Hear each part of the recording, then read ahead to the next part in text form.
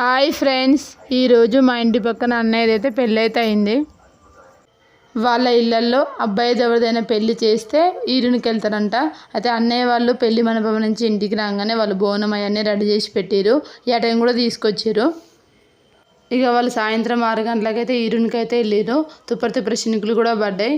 ఇక బోనం అయితే ఇంట్లో ఆడబిడ్డైనా ఎత్తుకోవాలంట, వాళ్ళ పెద్ద కోడలైనా ఎత్తుకోవచ్చంట, వేరే వాళ్ళు ఎత్తుకోకూడదంట.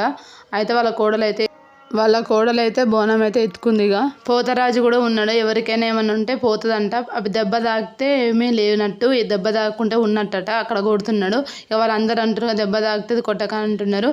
అయితే ఆయన సరదాగా ఆయనతో మాట్లాడుతున్నారు అందరు కలిసి.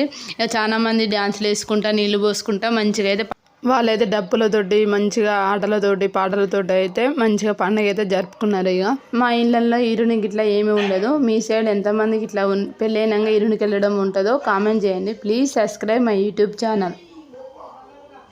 ఇక చాలా మంది సరదాగా చెల్లెళ్ళు అక్కలు అందరు కలిసి ఇక డ్యాన్సులు అయితే చేస్తున్నారు. Please subscribe my YouTube channel.